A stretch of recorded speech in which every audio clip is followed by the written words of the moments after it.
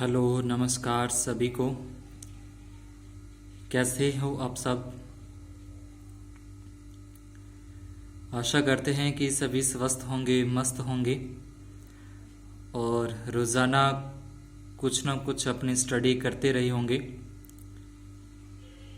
अपने कक्षा 10 का जो एनसीईआरटी का सिलेबस है उसके अनुसार अपने कक्षा 10 की विज्ञान विषय का दूसरा पाठ अम्ल, क्षार एवं लवण के बारे में अध्ययन कर रहे हैं। अम्ल और क्षार की अभिक्रियाओं के बारे में अपने पीछे की वीडियो के अंदर देखा। जिन्होंने शुरू से पार्ट नंबर 1 से नहीं देखा, पहले पार्ट नंबर 1, 2, 3 उनको देखें, उसके बाद ही फिर आगे से आपको समझ आने वाला है। अगर अपने बीच में से कोई भी टॉपिक स्टार्ट करते हैं तो वो इतना अच्छे से समझ में नहीं आता। और जिन्होंने अभी तक चैनल को सब्सक्राइब नहीं किया है वो ज़रूर सब्सक्राइब करें, वीडियो को लाइक ज़रूर करें। ये सब करने के आपके कोई रुपए नहीं लगते। हमें हौसला हो जाता है कि सभी को अच्छा लग रहा है चैनल, सभी को वीडियो अच्छी लग रही है, अच्छे से समझ में आ रहा है। तो इसलिए चैनल को सब्सक्राइब, जो लाल अक्षरों में लिखा होता है सब्सक्राइब, उसको ज़रूर सब्सक्राइब करें, वीडियो को लाइक ज़रूर कर दिया करें। तो अपने आज जो टॉपिक कर रहे हैं वो उसमें सभी अम्लों एवं क्षारकों में क्या समानताएं हैं। पीछे हमने अंतर देखा कि अम्ल और क्षारकों में क्या अंतर है। जैसे अम्ल खट्टे होते हैं, क्षारक है वो कड़वे होते हैं, ठीक है, H+ साइन देते हैं, OH- साइन देते हैं। इस तरीके से अंतरों के बारे में अपने पीछे पढ़ चुके हैं अम्ल और क्षार। अब समानताएं कि अम्ल और क्षार में क्या समानताएं होती हैं। तो ये पूरा टॉपिक पढ़ने की बजाय अपने इतना सा ध्यान रख लें। अगर आप नोट करना चाहो तो नोट कर सकते हो कि अम्ल व क्षार में समानताएं, 2 प्रकार की समानताएं इसमें होती हैं। पहले तो ये लिख सकते हैं कि अम्ल व क्षार जलीय विलयन में आयन्स देते हैं।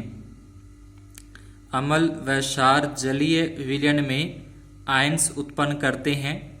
दूसरी इसकी हो जाएगी कि अम्ल व क्षार धातु के साथ अभिक्रिया करके हाइड्रोजन गैस उत्पन्न करते हैं। अम्ल व क्षार धातु के साथ अभिक्रिया करके हाइड्रोजन गैस उत्पन्न करते हैं। तो ये इतना से ही अपनी इसके अंदर समानताएं हैं, पूरा अपने को पढ़ने की इसमें आवश्यकता नहीं है। आप सभी के पास बुक होगी तो आप सीधा इसको एक बार जो टॉपिक है वो अपने इसको ढंग से पढ़ लेना है और इसमें ज़्यादा कुछ नहीं। अगला अपना टॉपिक है, इसके अंदर जलीय विलयन में अम्ल या क्षारक का क्या होता है। तो सबसे पहले तो अपने को जलीय विलयन अपने समझते होंगे, जो जैसे अपना जल होता है तो जल के अंदर कोई भी चीज घोली जाती है तो उसको बोलते हैं जलीय विलयन। अगर अपने अम्ल को घोलेंगे तो अम्ल का जलीय विलयन, अगर क्षारक घोलते हैं तो क्षारक का जलीय विलयन। तो अम्ल का मतलब अपने समझना है HCl, जिसमें H होते हैं वो अम्ल, और क्षारक का मतलब जैसे अपने NaOH ले लें तो ये जो OH होता है ये क्या होता है, क्षारक का प्रतीक होता है, क्षारक का सूचक होता है OH, और अम्ल का सूचक है वो H+ साइन होता है और इसका OH- साइन होता है। तो जब इसका जलीय विलयन बनाया जाता है तो इनका क्या होता है, क्या गैस निकलती है उसके बारे में। क्या अम्ल केवल जलीय विलयन में ही आयन उत्पन्न करते हैं, आइए इसकी जांच करें। एक स्वच्छ एवं शुष्क प्रणाली में लगभग 1 ग्राम ठोस NaCl, ये लवण है, NaCl लीजिए, तो चित्र 2.4 के अनुसार उपकरण व्यवस्थित करने हैं। इस तरीके से इसके ऊपर कॉर्क लगा के और ये नली लगा देंगे अपने कांच की, जिसमें से अपने गैस बाहर निकलती है। प्रणाली में कुछ मात्रा में सांद्र सल्फ्यूरिक अम्ल डालिए। अब अगर तनु की बात करें तो तनु तो क्या होता है, बिल्कुल हल्का सा ही प्रभाव होता है सल्फ्यूरिक अम्ल का, यानी कि पानी अधिक मात्रा में होता है उसमें और जो सल्फ्यूरिक अम्ल की मात्रा है वो अधिक होती है। लेकिन जो सांद्र होता है ये पूरा एक तरीके, जैसे अपने तेजाब का नाम सुना होगा वही चीज होती है ये। तो इसलिए ये जो अपने परीक्षण करते हैं तो बहुत ही सावधानी से करने की जरूरत होती है, क्योंकि सांद्र सल्फ्यूरिक अम्ल का अगर कुछ बूंदे भी अपने त्वचा पर गिर जाती है तो वो चमड़ी है वो बिल्कुल से जल जाती है। तो ये बहुत ही खतरनाक होता है। तो इसको जो अपने परीक्षण करते हैं, क्रियाकलाप करते हैं, वो बहुत ही सावधानी से करना चाहिए। आपने क्या परीक्षण किया, क्या निकास नली से कोई गैस बाहर आ रही है, ठीक है। सल्फ्यूरिक अम्ल, तो सल्फ्यूरिक अम्ल का मतलब तो ये हो गया कि H2SO4 हो गया सल्फ्यूरिक अम्ल, H2SO4। इसमें क्या डाला है, 1 ग्राम इसमें डाला गया है HCl डाला गया है। तो अब इसमें से क्या गैस, नली से कोई गैस बाहर आ रही है, तो उसके बारे में यहाँ पे इस प्रकार उत्सर्जित गैस की सूखे तथा नम नीले लिटमस पत्थर द्वारा जांच कीजिए। किस स्थिति में लिटमस पत्थर का रंग परिवर्तित होता है? उपरोक्त क्रियाकलाप के आधार पर आप निम्न के अम्लीय गुण के बारे में क्या निष्कर्ष निकाल सकते हैं? शुष्क HCl गैस है और HCl विलयन है। अगर शुष्क होगा HCl गैस, अगर शुष्क है, सॉरी इसे यहाँ पे NaCl लेना था अपने, HCl लिख दिया मैंने, NaCl, ये लवण होता है NaCl, ठीक है, ये NaCl है, NaCl और यहाँ पे सल्फ्यूरिक अम्ल यानी कि H2SO4। अब इन दोनों की अभिक्रिया करवाई जाए तो अगर इन दोनों के बीच में अभिक्रिया करवाते हैं तो यहाँ पे अपने आता है NaSO4 और प्लस में आ जाएगा H2 बन रहा है और Cl 1 है, तो अगर इसको ऐसे लिखें 2 HCl तो इसके अपने आगे अपने 2 लगा देंगे, तो इस तरीके से आ जाएगा। यहाँ पे Na2 बन जाएगा, फिर 2 यहाँ पे लगा, 2 यहाँ पे भी लगेगा, Na2SO4 और साथ में ये HCl, यानी कि दोनों की जब अभिक्रिया करवाएंगे तो क्या निकलेगा, HCl गैस निकले, HCl यानी कि हाइड्रोक्लोरिक गैस निकलेगी। अब ये हाइड्रोक्लोरिक जो गैस है वो इस नली में से बाहर आएगी और यहाँ पे क्या रखा गया है, लिटमस पत्थर इसके आगे लगाया गया है। एक तो नम लिटमस पत्थर है यानी कि थोड़ा सा नमी ली हुई है, तो उसमें अपने को ये पूछ रहे क्या परिवर्तन होगा, क्या उसके अंदर परिवर्तन आएगा कोई। अगर शुष्क HCl गैस लेते हैं तो शुष्क HCl गैस क्या करेगी, H आयन्स उत्सर्जित नहीं करेगी। अगर वो शुष्क है, सूखी हुई शुष्क है, तो वो क्या करेगी, H आयन है, H जो धनायन है वो उत्सर्जित नहीं करेगी। अगर H धनायन उत्सर्जित नहीं होंगे तो लिटमस पत्थर पर कोई प्रभाव नहीं पड़ेगा, क्योंकि H जो आयन है अगर वो उत्सर्जित होते हैं, वो वहां से निकलते हैं, तो H निकलने का मतलब, अगर यहाँ से H निकल रहा है तो H निकलने का मतलब वो अम्लीय प्रकृति का होगा। तो जब अम्लीय प्रकृति का होगा तभी वो लिटमस पत्थर को प्रभावित करेगा, उसका रंग चेंज करेगा। अगर शुष्क है तो शुष्क होने के कारण इसमें से H है वो उत्सर्जित नहीं होंगे, तो लिटमस पत्थर पर कोई प्रभाव नहीं पड़ेगा।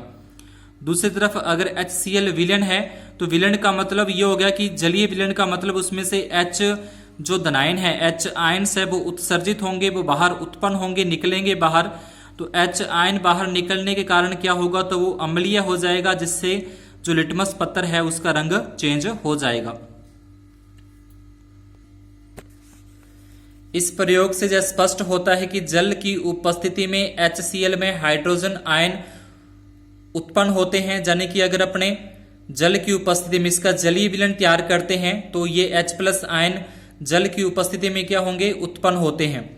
जल की अनुपस्थिति में, यानी कि जल के अंदर अगर उसको नहीं घोला जाता HCl को, तो H आयन पृथक नहीं हो सकते, यानी कि H आयन है वो उत्पन्न नहीं होंगे, पृथक नहीं होंगे, वो HCl के नाल ही रहेंगे, साथ में रहेंगे। अगर HCl को जल के अंदर घोला जाता है, जैसे यहाँ पे आपने देखा कि ये HCl है, इसको किसमें मिलाया गया, इसका जलीय विलयन तैयार किया गया, HCl का मतलब इसको जल के अंदर घोला गया, तो यहाँ पे H3O+ और प्लस में Cl- ये क्या हो गए, जो इसके आयन्स है वो उत्पन्न हो रहे हैं, यानी कि Cl वहां से अलग हो गया और जो H है वो धनायन है वो अपना अलग हो जाएगा।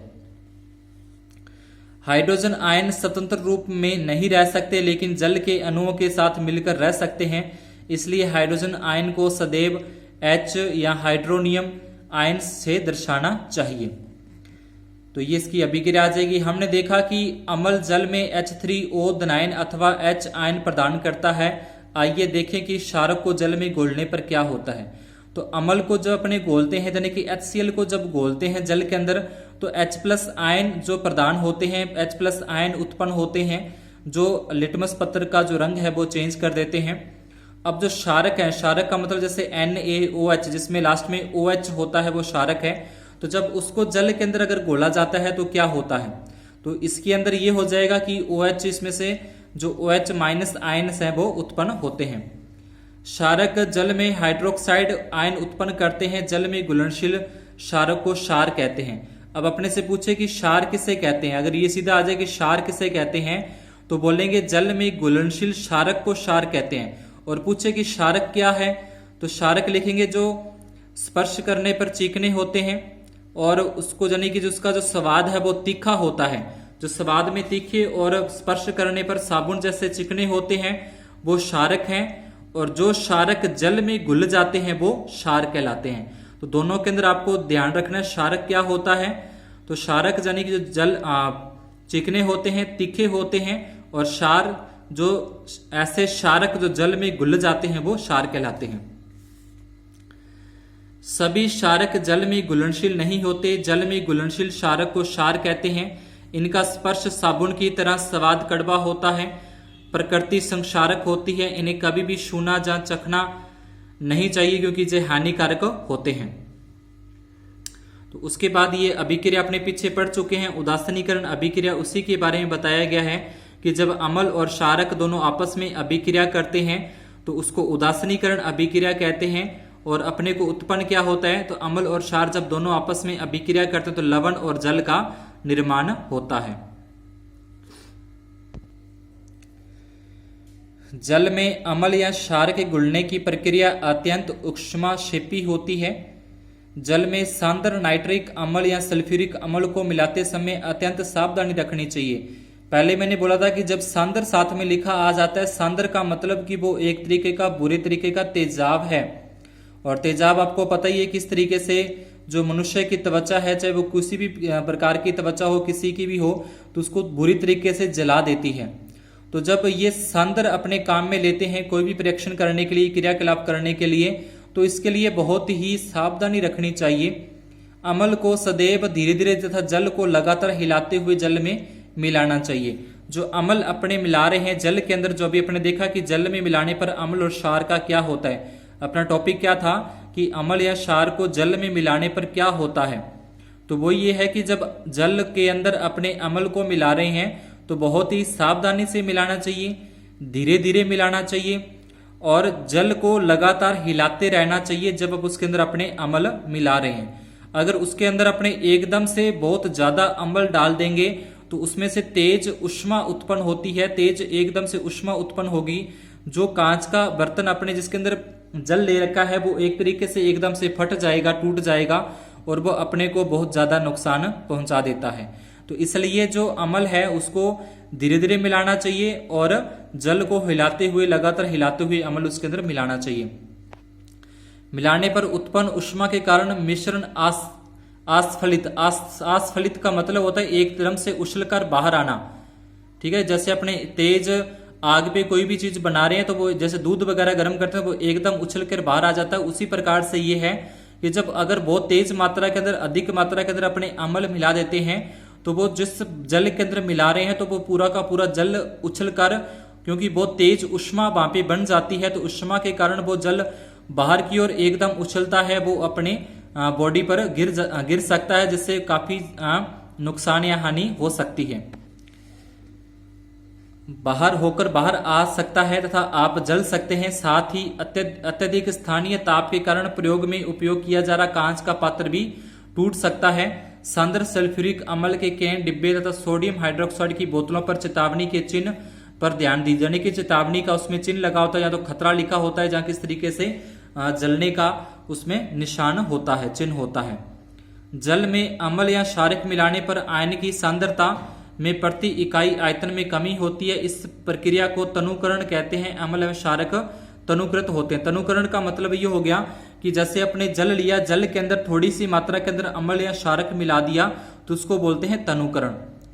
ठीक है, जल में अम्ल या क्षार मिलाने पर आयन की सांद्रता में प्रति इकाई आयतन में कमी आती है। इस प्रक्रिया को तनुकरण कहते हैं। अम्ल एवं क्षारक तनुकृत हो जाते हैं। तो एक तो जल के अंदर जब अपने मिला रहे हैं कोई भी अम्ल तो बहुत सावधानी से मिलाना चाहिए। ठीक है, और उसके बाद अपने ये करते हैं कुछ प्रश्न, साथ ही साथ आप कॉपी में नोट करते रहना तो बहुत अच्छी बात है।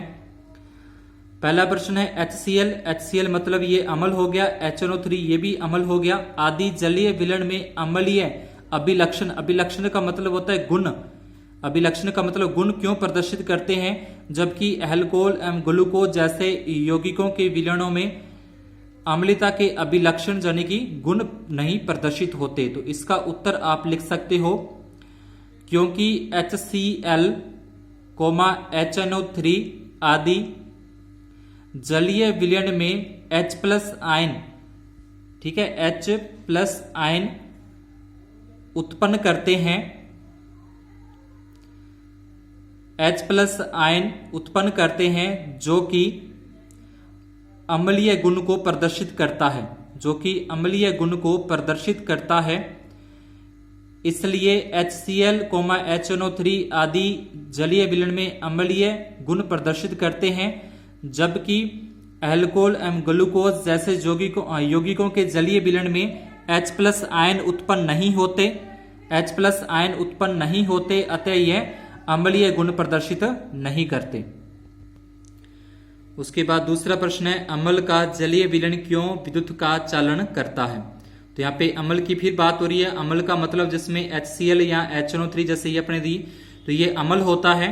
जलीय विलयन का जब भी जलीय विलयन बोलेगा तो इसका मतलब उसमें से H+ आयन उत्पन्न होगा, उसमें से H+ आयन उत्सर्जित होगा, उत्पन्न होगा। तो इसका उत्तर हो जाएगा क्यों विद्युत का चालन करता है, तो इसमें लिख देंगे क्योंकि अम्ल का जलीय विलयन H+ आयन उत्सर्जित करता है जो कि विद्युत के चालन के लिए उत्तरदायी होता है। क्योंकि अम्ल का जलीय विलयन H+ आयन उत्पन्न करता है या उत्सर्जित करता है जो कि विद्युत के चालन के लिए उत्तरदायी होता है।